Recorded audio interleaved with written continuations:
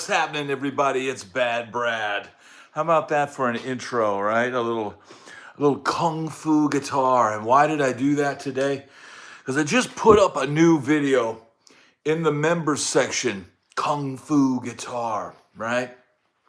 I love, uh, Asian wisdom, and yeah, that's a brand new episode. What's up, Scott?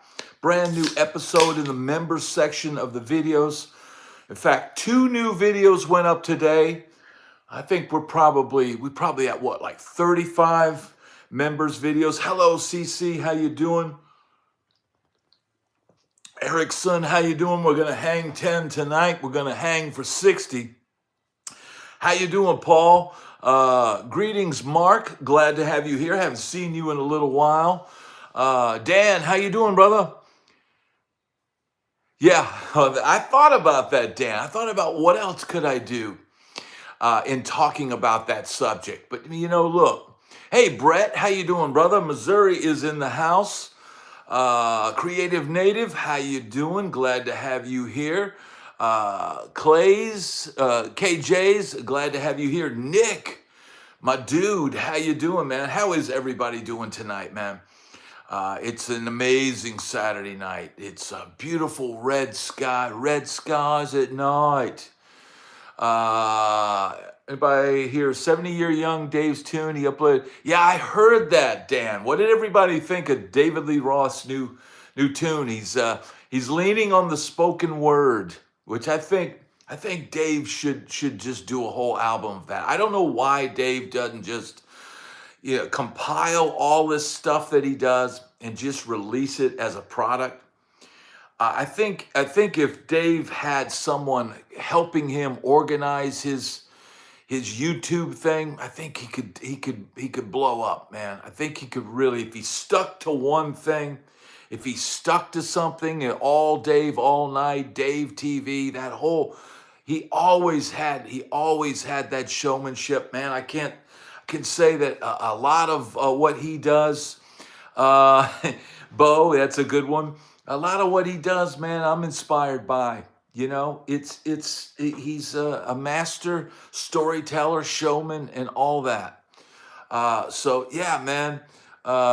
Crazy from the Heat is a great read. I agree with you, KJs. Joey, glad to have you here. Scott, glad to have you here. And yeah, man. What's up, Gib? How you doing, brother? Glad to have you here on a Saturday night. Phoenix, glad you could make it. Yeah, the Thailand videos of Dave cruising around on a bike in Thailand, it's pretty amazing, man. I would say, in the long run of all those old rockers, I mean, you got to give it to Dave. He's still living it in some way. He's still exploring. He's still searching for something, right? Yeah, Dave. Yeah, Bo. He's lived a full life. Right on, Nick. Right on. And we've got our good friend Wave, who I don't think he was there with us this morning, but he's over there as well. Phoenix might have to do a tattoo. Well, good luck on that, brother, if you do. Yeah, I hope you're feeling better, Phoenix. I know you've been having a tough go of it, man. And always thinking about you, brother.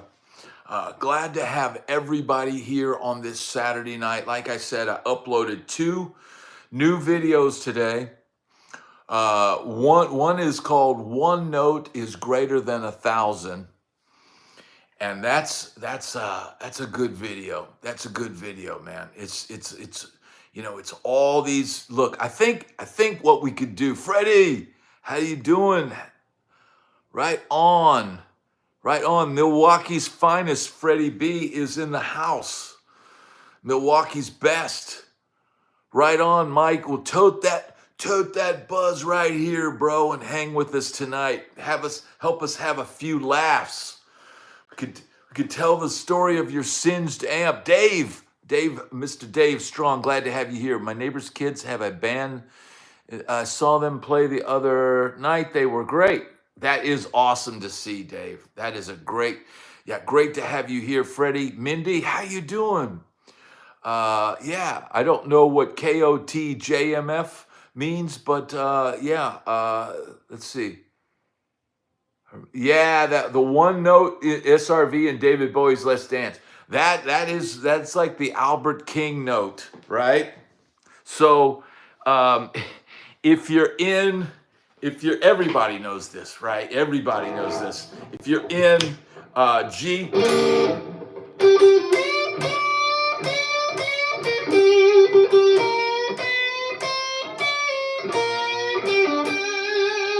right? That whole thing. Now I think Let's Dance, isn't that in like a weird key like E flat? I think it is. Is it in E flat or is it B flat? I don't remember. I've played that song a couple times. CC, thank you so much. Thank you so much for kicking the night off right. You know what? It helps, man. It really does. And I'm trying to hit the like and all that. Let me see if I can go back and get that. Yeah, hit that like. There we go. I think I hit it. And I hit the heart. Thank you so much, CC. Kicking the night off. But yeah, that.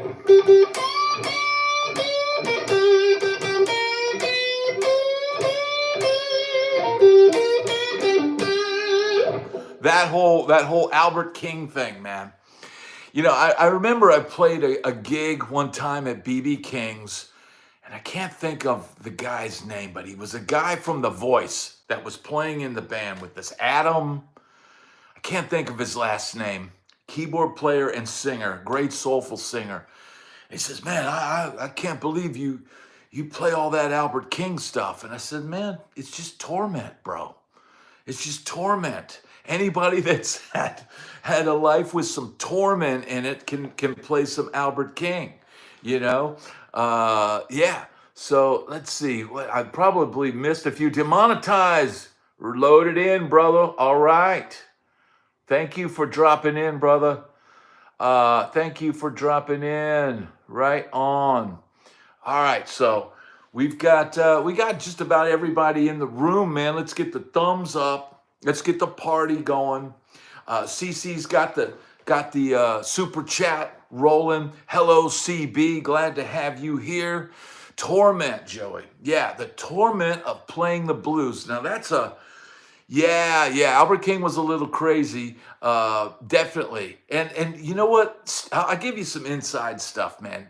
Steve Cropper, who I got to work with a little bit, you know, around probably, I'm guessing around 97 or 98, working down on Music Row out of Cropper's studio down there. And I used to say, oh yeah, man, because Cropper produced Albert King's albums, right?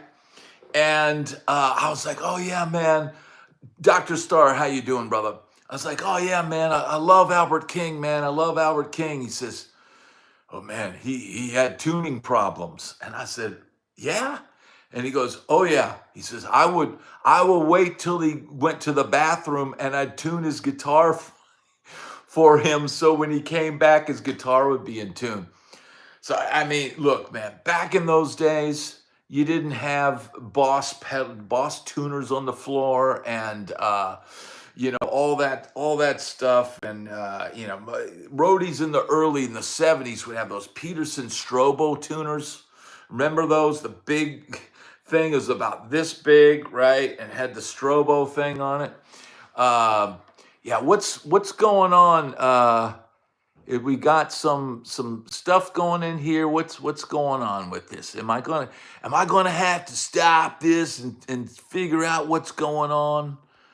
What is going on in here? Man, I don't see anything.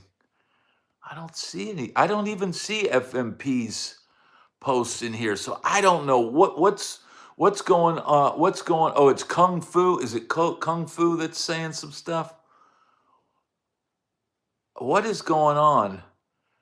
People are getting gnarly in here. I don't even see what's going on here, man. I don't even see why anybody would be getting into politics on this channel. I just don't even really see it. And yeah, let's just, man, can't we all just get along, bro? Yeah, yeah. Working with Steve Cropper, man, he was a really cool dude, man. Got to go over to his house and go through his old photos of stuff, pictures of him with Duck Dunn and all that stuff. And, you know, he was a cool hang. But here's the thing about Cropper, man. I don't think he ever kept, I don't think he ever kept any vintage guitars. I kept saying, well, dude, where's your vintage guitars? Where's your vintage guitars? And I don't think he had any. I don't think he had any. And he didn't have the old tellies that he used, you know, at Woodstock and all that stuff. I guess, you know, Cropper was also a producer, man. He produced the Albert King records. He produced, I think he even produced Jeff Beck. He produced Keith Moon's solo album. Is anybody familiar with Keith Moon's solo album and how wacky that is? It's crazy, man. It's crazy. So yeah, super cool guy to hang out with, and man, hung out with him quite a bit, man, back then. So that's the deal, man. I just hope everybody, I'm going to say this to everybody. I know people are getting emotional and all worked up about stuff that's going out there, but man, this is our escape from all that. Aloha, Ocean Pilot. We're glad to have you here. Let's all just get along and have a good night, man. That's the fact, Jack, right? Let's all just get along, dude, and talk about guitars and stuff.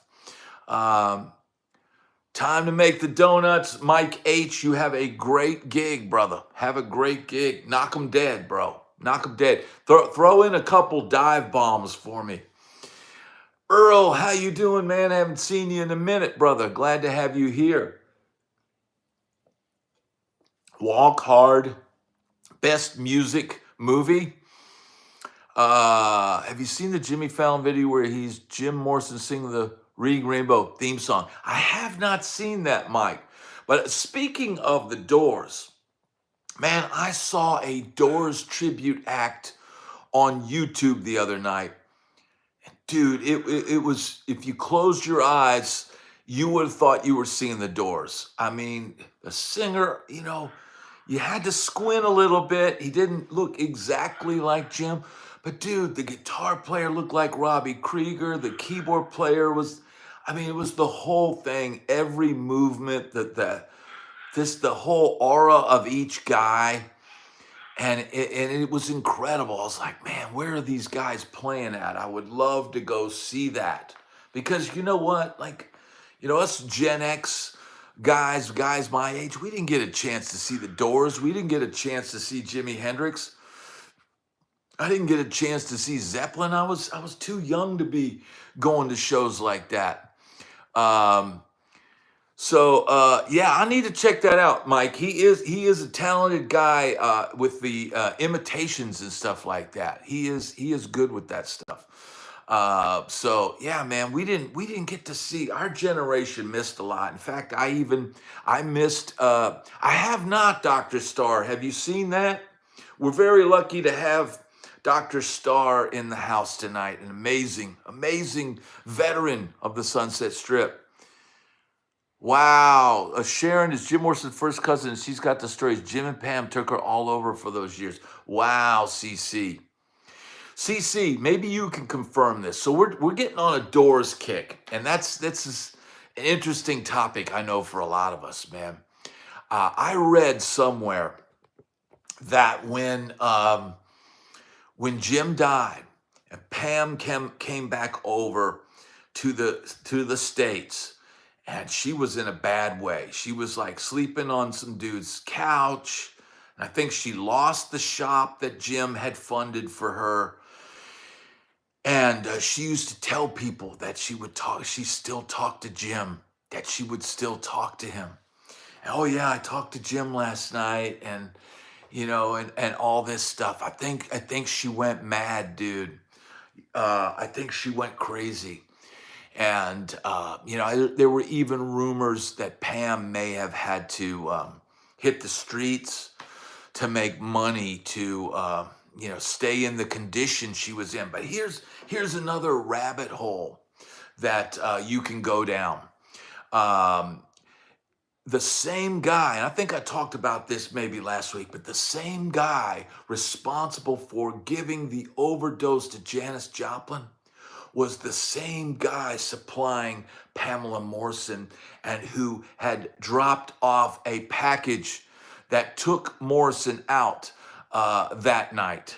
So fascinating story that this same scumbag essentially could have been the reason why both of those huge stars, it's a huge loss.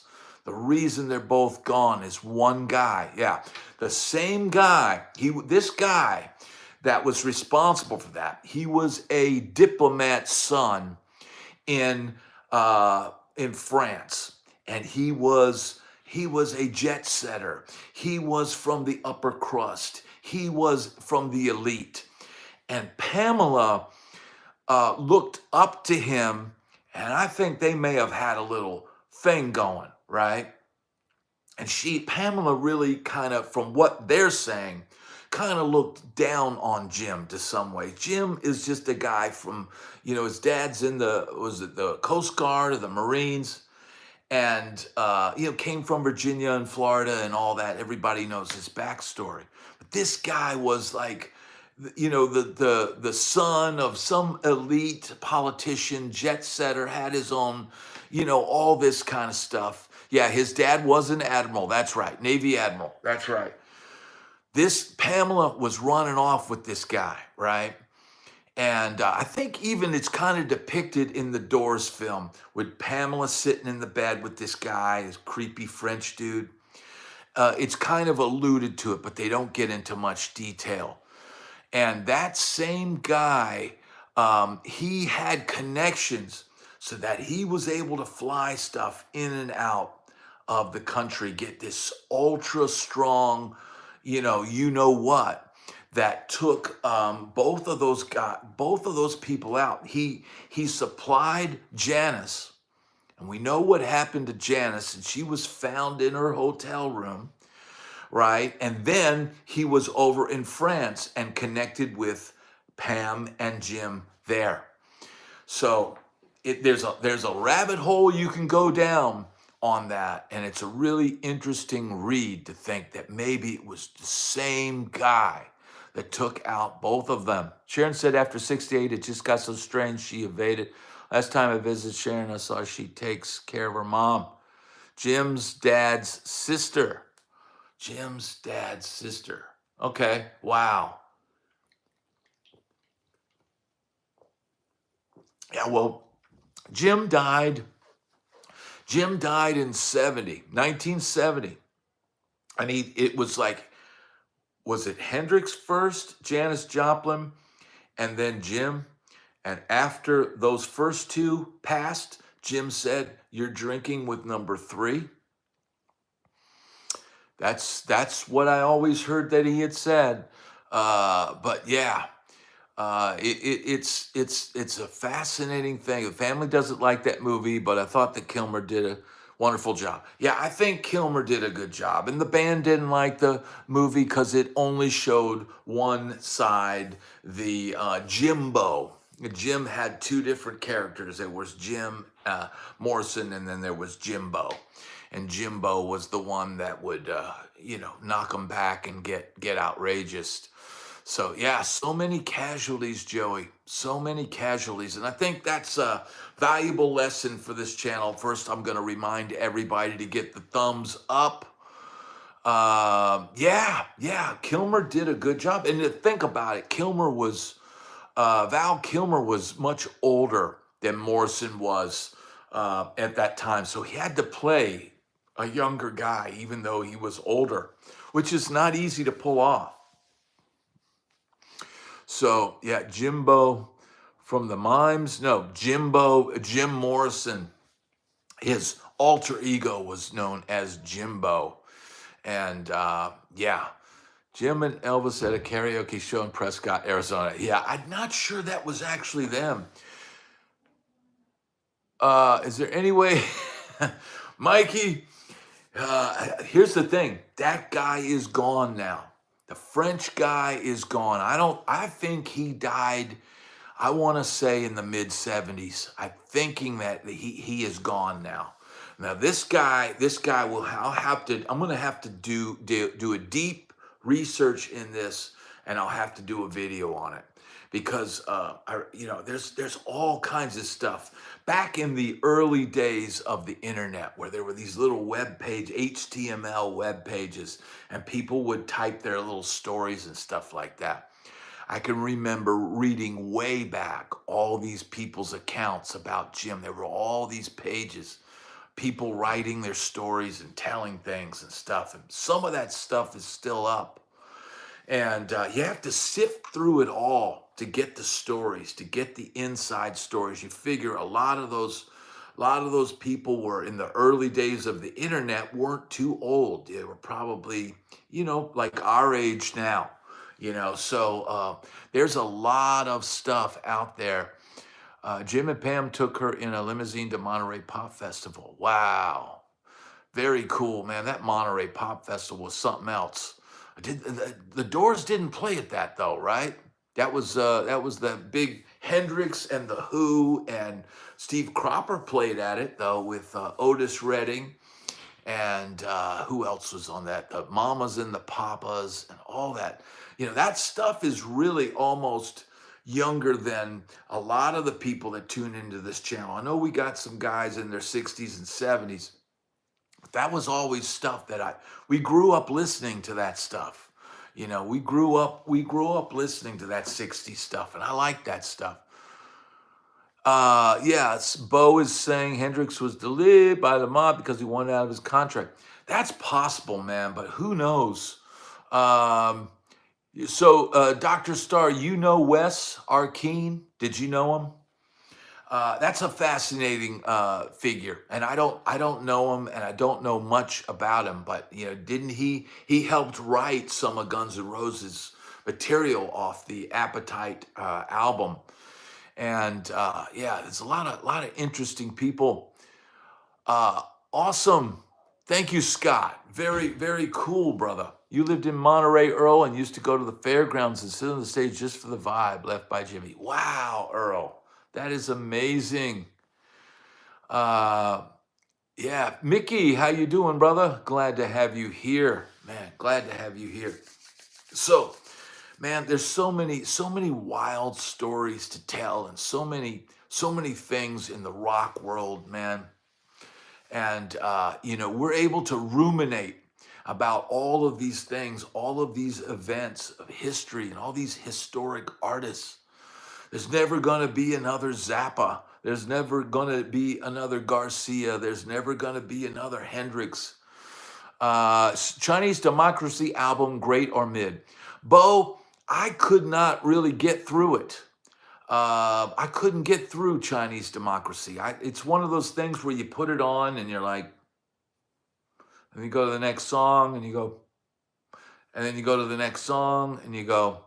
The whole thing for me is missing from Chinese Democracy is in some ways what's missing from Use Your Illusion. What's missing from Use Your Illusion is the entire band. And for me, there was some kind of magic in the bottle in that Appetite for Destruction album that just couldn't be replicated. Maybe those guys weren't, here's the thing, man. It was a moment, they captured a moment in time, and they had the perfect vibe and the perfect sound out of that record. They never matched it, man. They never matched it. First albums, Joey, absolutely. First albums are huge. Some bands Some bands take a few albums and develop. Back in the day, they used to sign a development deal and they develop you, and then you get multiple album deal, and maybe by your third album, they expected you to recoup. And now it's like you're expected to hit a home run out of the gate, right? Trippy is asking, is learning an instrument still taught in schools as it was 25, 30 plus years ago? Well, all I can say is, and just looking at all the, what is it? What were we talking? Oh, so looking at schools, looking to put my daughter in a school, and she's very young, so it's pre-K, right? And we're going through these schools, and they do have music rooms, and they do have those dumb little recorders with that dumb little recorder songbook. So I guess music is somewhat right on, Scott. Thank you so much. Um, there is music in schools, from what I can tell, at least here. At least here. Now, how deep does it go? Do they have high school jazz band like they had when I was a kid? We had a high school jazz band in friggin' Williamsburg, Virginia. Not exactly the jazz mecca of the world, dude. But we had a jazz band, and that man, that was a cool thing, man. Getting to go somewhere and play with a big band. I mean, playing blink blink blink shoop shoop shoop with a big band. I mean, it really doesn't get much better than that. Hearing the sound of a big band hitting those kicks, and you're just in the mid range, chopping away. Um, that's it's an amazing thing. We had that, but I just thought jazz. Yeah, I hear you. It's not Floyd or Kansas, but man, for me, it was just so most big schools have jazz bands. Cool, Erickson. I'm glad to hear that, because for me, I just wanted as many different places to play. It didn't matter what I was playing, and the challenge of it. It was challenging to play those songs. It was challenging to play in a big band. It still would be challenging today if somebody grabbed me and go, here, sit in this chair and comp all night, and then we'll need you to solo on this song and this song.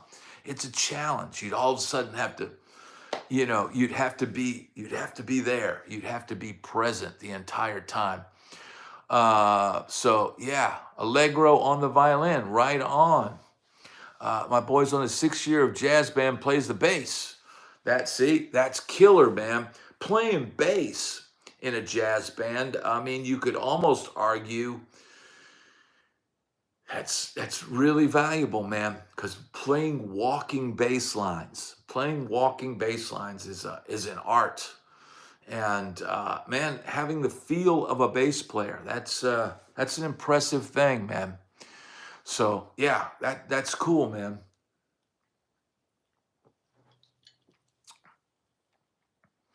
Dr. Starr, thank you, sir. I would have fun. That would be fun, man. They should have some, man. Imagine this. Imagine this, dude. I know we're older people now, but remember the days, probably what our grandparents did when they went out to go party. And they went out and there was Glenn Miller or a big band or whatever, and people were swing dancing, and the band was cooking, and the horn players were blasting, and the guitar players were playing a million chords. Imagine if you created a club like that now, and you put on a show like that every night. You put on the old style show where you had an MC come out in a tuxedo, and he comes out and it's very elegant, and you've got, a great piano player that's leading the band, and you have this big horn band, with, I don't know, how many pieces would that be? 10 pieces, 10-piece jazz orchestra, and then having guest vocalists come out and sing songs. that would be an amazing experience. Somebody should do that. That would be, even if you toured. I mean, look at Brian Setzer's in the big band, or Brian Setzer's big band, or whatever. That's kind of like that. But now look at what happened to Brian Setzer. He's got an autoimmune disease, and he can't play. Mickey's asking, do I like John Denver? Sure. You know what? He wrote some great songs. One of the first songs that I played when I was a little kid, and they handed me the chord chart and the lyric sheet, and it had the chords written above it, was Country Roads. That was one of the first songs that I just picked up and started playing.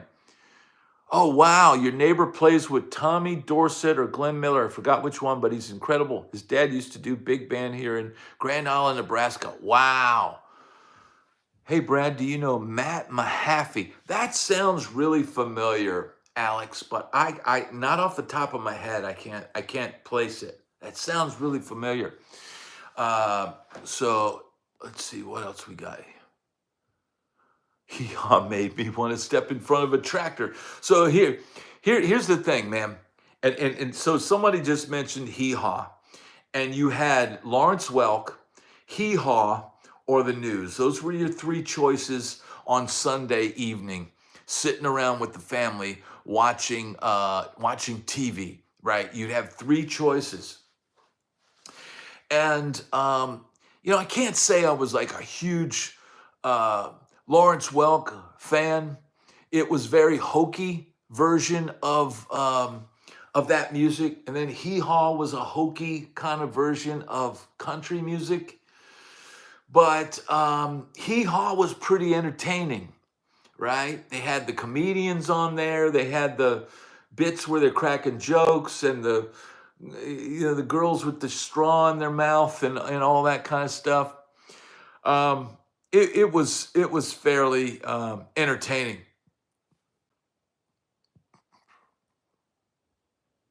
Yeah, Buck Owens was great on there. Roy Clark was great on there. I could get into Hee Haw sometimes. I just wasn't like super excited about it, Yeah, exactly, Freddie. I just couldn't get super excited about Hee Haw, even though sometimes, I mean, I would watch people go, yeah, Roy Clark would be shredding, dude. And I'd be watching and go, man, that guy's really playing. Bonanza. Well, see, Bonanza for me, Bonanza was something that would be on like syndication. I don't remember Bonanza being on like prime time at that point in time, at least where I was at. At least it seemed like Bonanza would be rerun like on the PBS channel or whatever, the UHF or something like that. So really, oh, Scott, no, okay. I'm like, what? Yeah, I couldn't really get.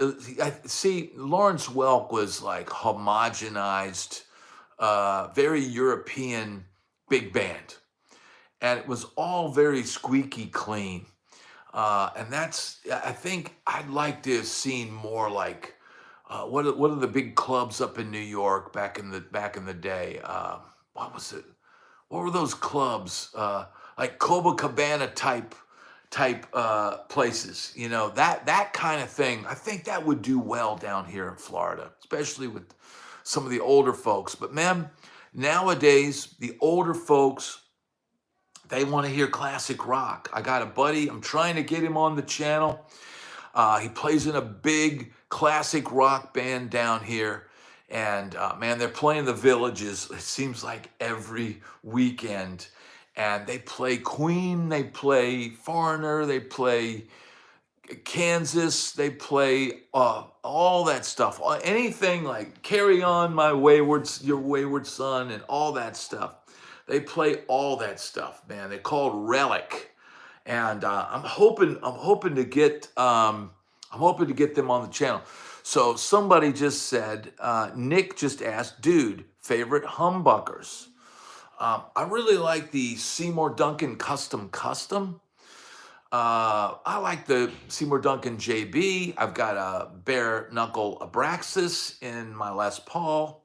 I like Burstbuckers. Man, I could pretty much get along with almost anything. I don't like them super hot because that takes a lot of the low end out of the sound. But we have a special guest here tonight.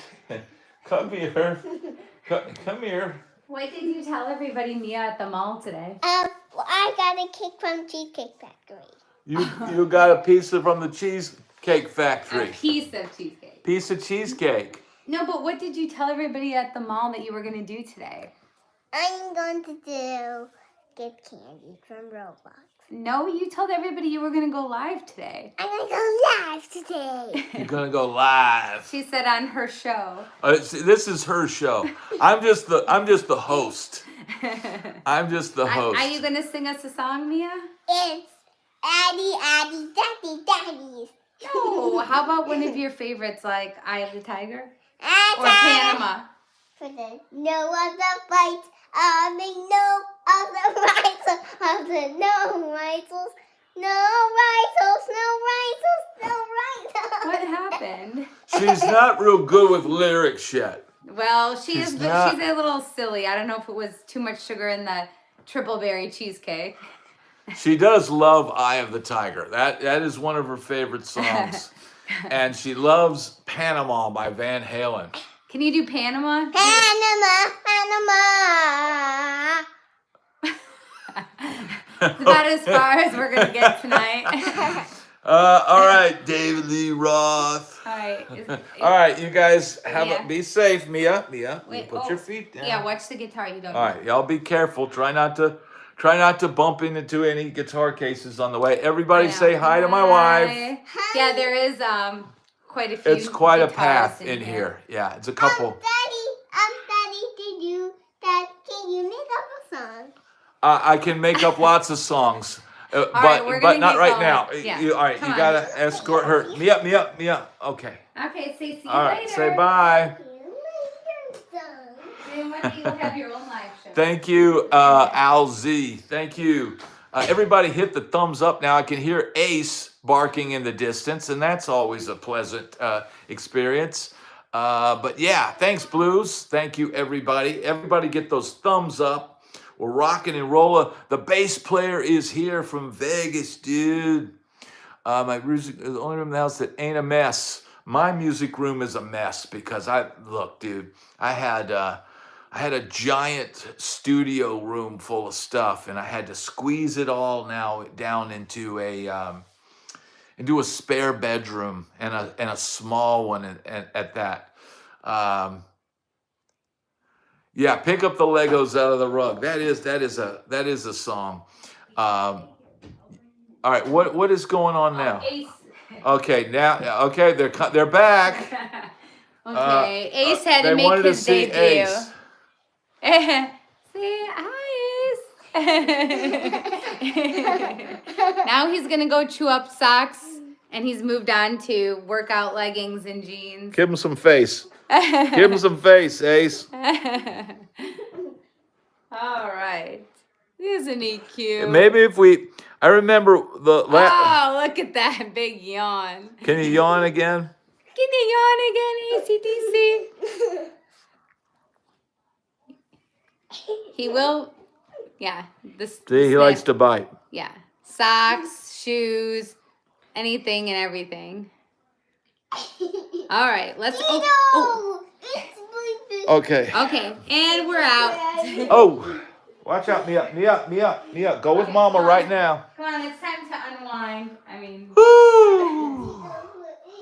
All right. All right, we're locking it All right. up now. All right. Seven Mary 3. Are they from Williamsburg? Man, I would have no idea if they were. Yes, Trippy, we are rising 13.5.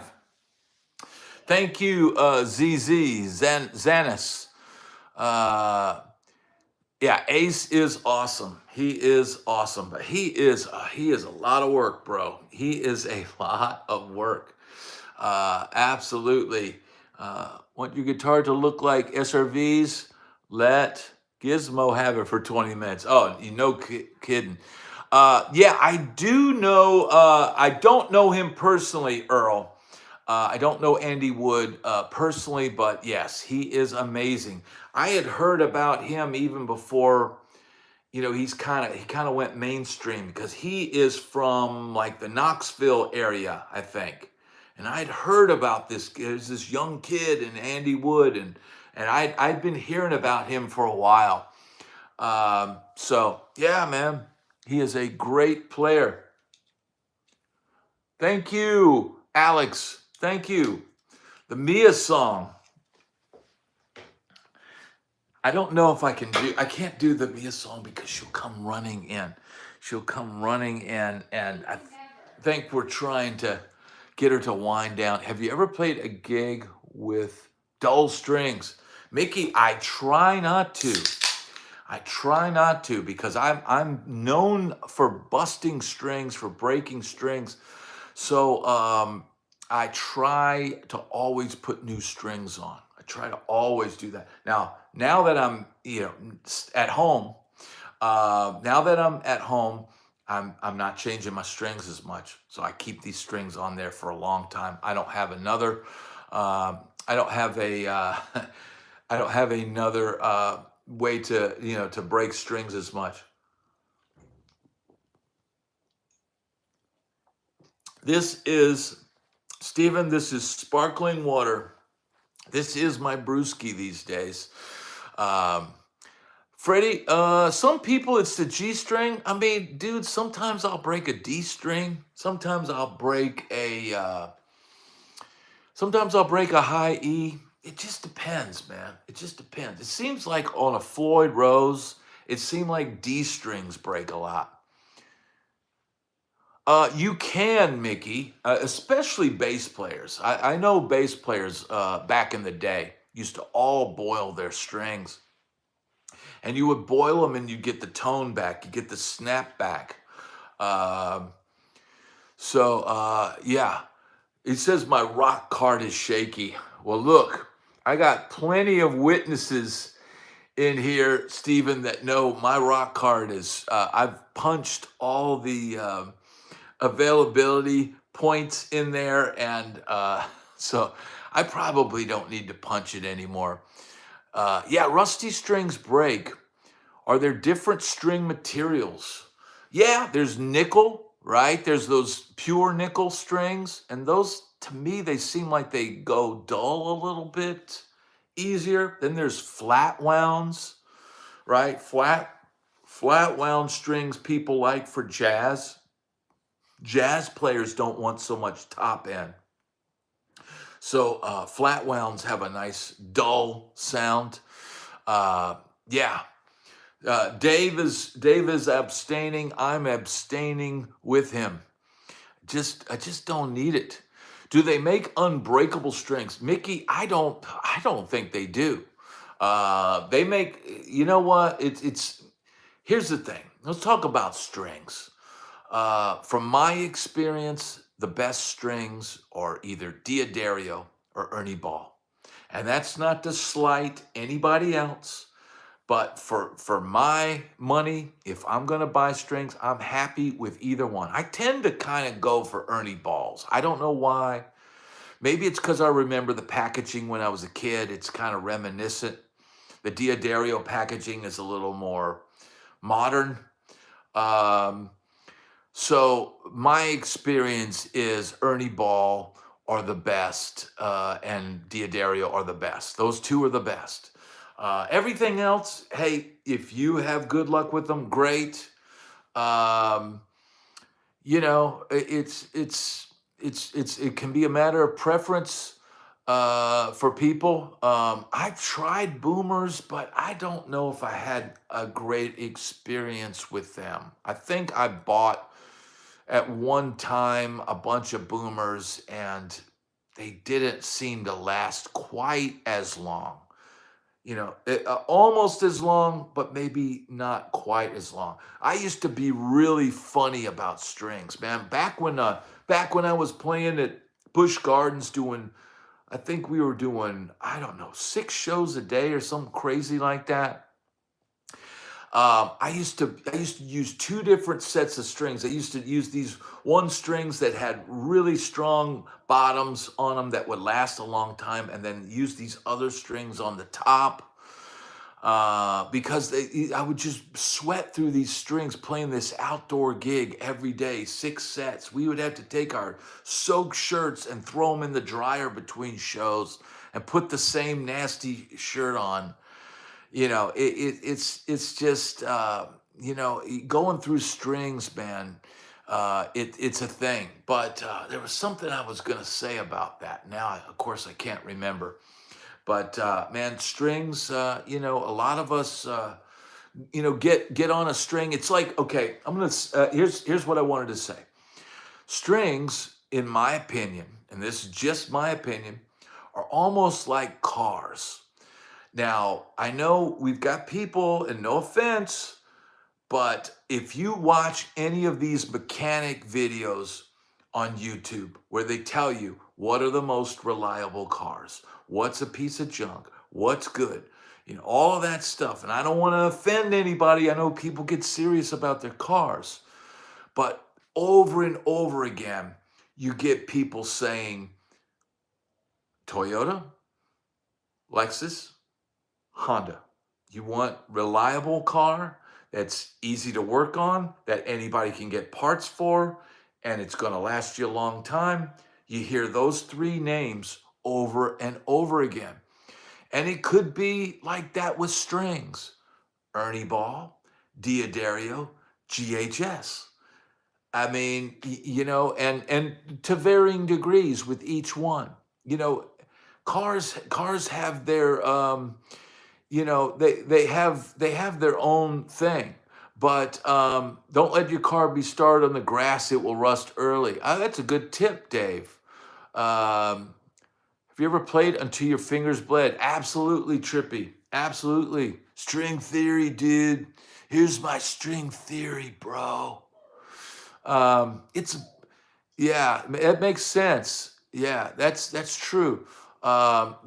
You can definitely slice your finger open and have to play a gig. If I've got 2 days before a gig and I've sliced the tip of my finger open, I start Neosporin and a Band-Aid, and hopefully you can get it healed by the show. Sliding on rusting strings is inadvisable. Yeah, I would agree. Strings they used were the cheapest. And I've told this story on here. It's another thing about strings, right? There used to be a guitar shop in Nashville called Rock Block, and Rock Block was amazing. Had this, before pedals, now of course everybody knows there's thousands of pedals, but this place had thousands of pedals like 20 years ago, right? And you would go in this place, and the guy that was running it, I think he might have had a little beak issue. But it was a really cool store, right? And I remember I was broke one time, and I had to get Erickson. Thank you so much. I was broke one time, and I went in there, and I didn't have a lot of money, and I knew I had a gig, and I had to get to this gig, and so I go in the music store, and I say, "Give me the cheapest pack of strings you got." And he literally went behind the counter, and there was a pack of strings, and it said on the label, "The cheapest pack of strings we got." And it was like, I think it was like $2.50 or $3.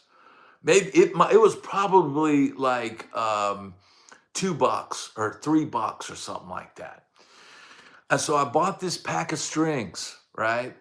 I had this shitty bar gig in the other side of Nashville. And I get on the gig I put these strings on a guitar, and I'm thinking, oh, I'm good. Just got to get through this gig. Those strings sucked all night long. Those strings would not stay in tune. It was constant tuning all night. And the joke was on me. Yeah, I thought it was a joke when I'm like, "Give me the cheapest set of strings you got." And he just reaches behind the counter, and here's a pack that says, It had a label. The label said the cheapest pack of strings we got. Strangest, bizarrest thing ever. And you know what? That's one thing you shouldn't skimp on. You should not skimp on strings. Always, look, if you're a jazz player, you probably don't want brand new strings.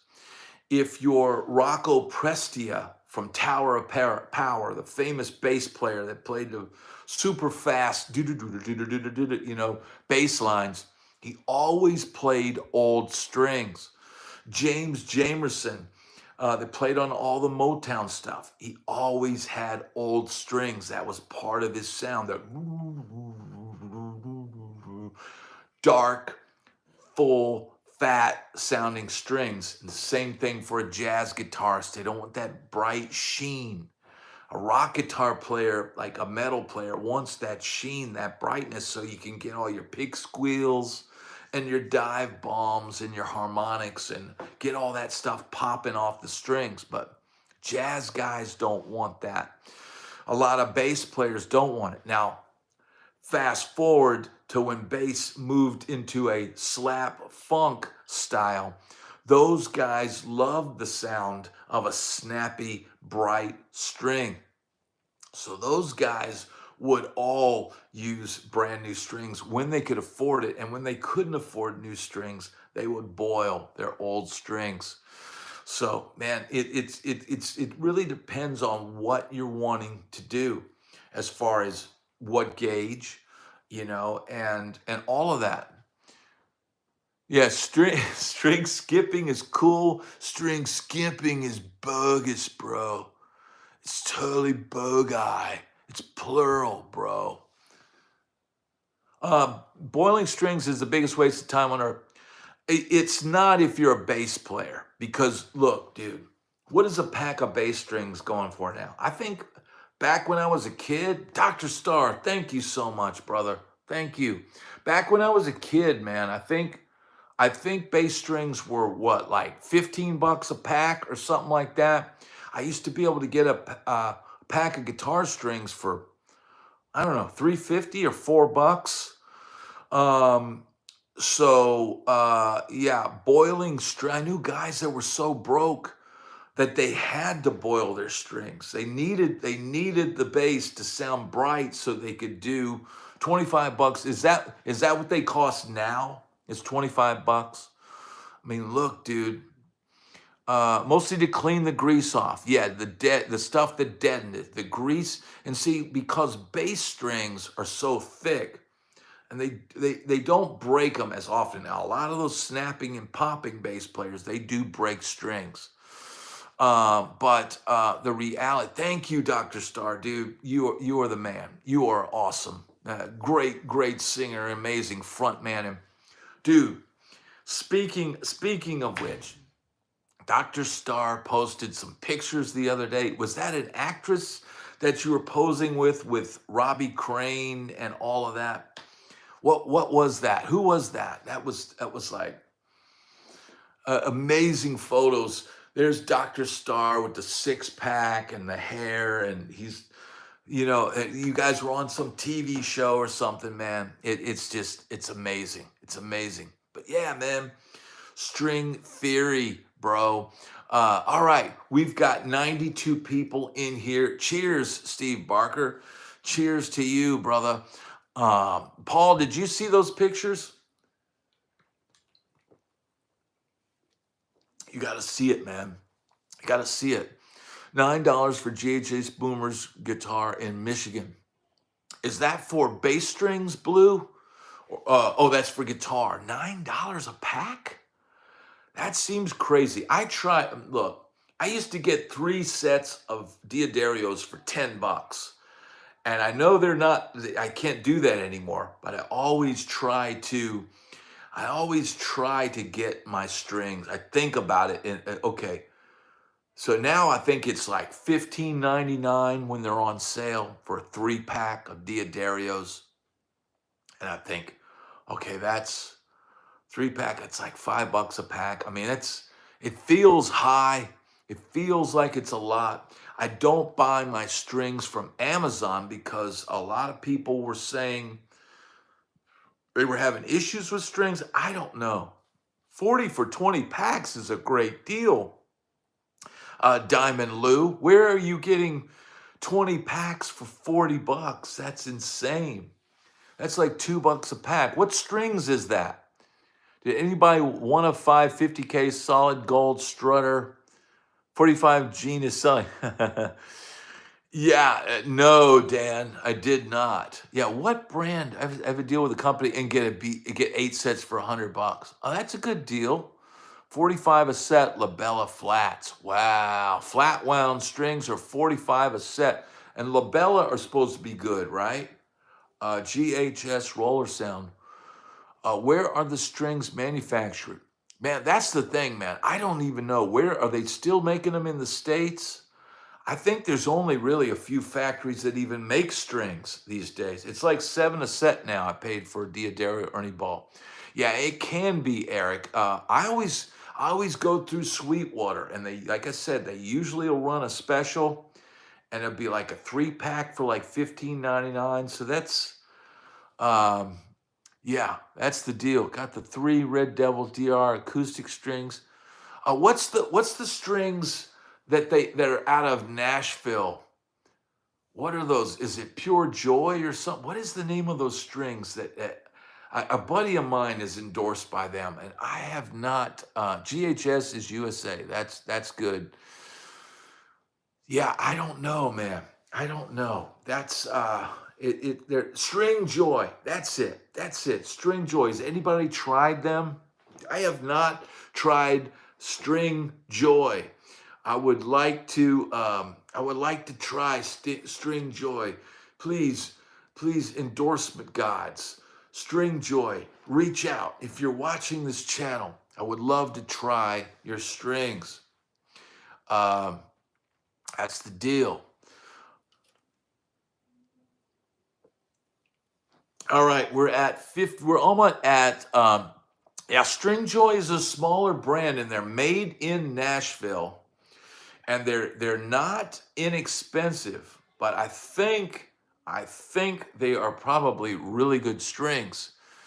Yeah, Ernie Ball has a lot. I like Ernie Ball because they have all those gauges. Like they've got the really heavy ones for the heavy guys.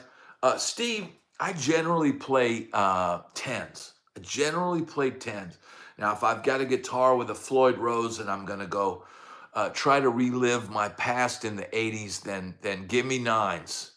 Give me 9s. I don't think, Earl, that I could do what Billy Gibbons does and play with 7s. I couldn't do it. Yeah, okay, so String Joy is good because you can customize them. Yeah, that's what I remember about that. You can customize your set of strings and have unique gauges and all this kind of stuff, and that's cool. I'm just not that particular about it. Just give me 10 through 46. And pretty much every guitar in here is strung up with 10 through 46, and maybe a couple of them that came with 9s. And I said, okay, I'll keep the 9s on it. I mean, so every now and then you'll get a guitar and it plays really stiff, and it's real stiff feeling. And sometimes a guitar like that, you just throw some 9s on it, and then it'll feel better. It'll be easier to play. That's my little tip. But yeah, I think so. And somebody just mentioned Steve Vai. Look, I tried to get Steve Vai on my channel to do an interview because I think it would be awesome. And I would ask him some probably different questions than anybody else, all the other guitar guys, because my channel is like part philosophy and all that. So I'd love to get Steve Vai on the channel, right? And I reached out to his publicist or whoever's handling that stuff, right? And I reached out to them and they said, well, Steve is off the grid and he won't be back till, May, but hit me up then and we'll talk. I'll talk with him about, doing it. So I'm like, okay. But then I'm seeing all of these people interviewing Steve Vai, and they're coming out like every other day. And I'm thinking, I don't know if I got the brush off or whatever. But then I tried to email that person again today and say, hey, I think Steve's doing interviews right now. I'd love to get him on the channel. And her email bounced. So who knows what it's not easy. I tried to get I reached out to Billy Sheehan the other day. I didn't get a response. But see, I'm literally, I don't know whether some of these people, I've DM'd people on Instagram. I DM'd Mark, I think it's Morton from what is it, Lamb of God? Because I found out he's from my same town in Williamsburg, Virginia. And you send him a message and just say, hey man, I'm from your area and I'd love to have you on the channel and all this. And it's like you're just hoping that they'll read it and agree to do it. And then I get people who say, oh yeah, man, I'd love to do it. And then the ghost comes. So it's not real easy to get interviews, but I got an interesting interview tomorrow morning. I'm interviewing a former bouncer in downtown Nashville on Lower Broadway. And thank you, Doom Record Television. Thank you. Peace, brother. Thank you so much. So tomorrow, what is going on? It seems like... I'm missing something in this. It's like I'm not seeing, is FMP having a bad night? What is going on here? I'm having to scroll through this. I don't even see any comments. So I don't know what's going on. What is going on? Is everybody okay out there? So bouncer tomorrow morning. Is he having a bad night? What is going on? I don't even see his comments. I don't know, brother. I hope, he lost his job. Dave, FMP, I am really sorry to hear that, brother. I am really sorry to hear that. And man, you're going to bounce back from this, brother. You're going to bounce back. Right now, things look tough. Things look super tough. And you are going to bounce back from this. And you're going to be happier in the long term. Right now, it seems like a terrible thing. But you are going to bounce back from this. And you are going to have a much better experience doing something else. So, ma'am, that is I'm sorry to hear that, brother. I'm very sorry to hear that, but I don't even see his posts. It's weird. Why am I not seeing his posts? I don't get it, man. For some reason, Paul, Dave, I'm not seeing anything that he's posting. So I'm not seeing that he's going through this. I don't know if he's, I don't know, man. Did you ever work with Jack Pearson? I did not work with Jack, but I did meet him. I did meet him down at BB King's when I was playing at BB King's. Everything will be okay, FMP. Everything will be okay. It's just temporary, bro. It's just a temporary setback, and everything will come back. You will find something better. I didn't know what he was saying, man. I didn't even see it. I hope the guy is okay. I really do. I want everybody that watches this channel to have a good night, to have a good experience. And Rhonda is nailing it. Blessings in disguise every time.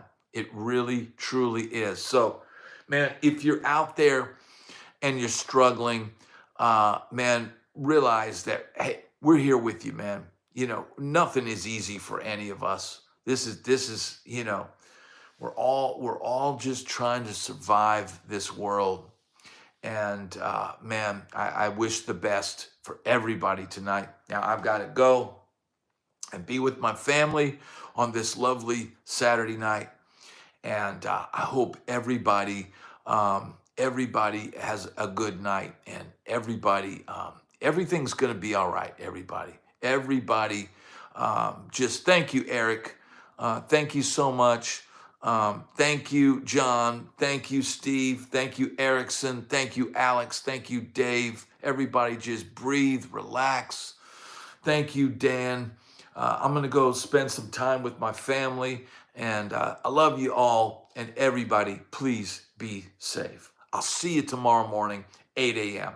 Join us then. Thanks, everybody.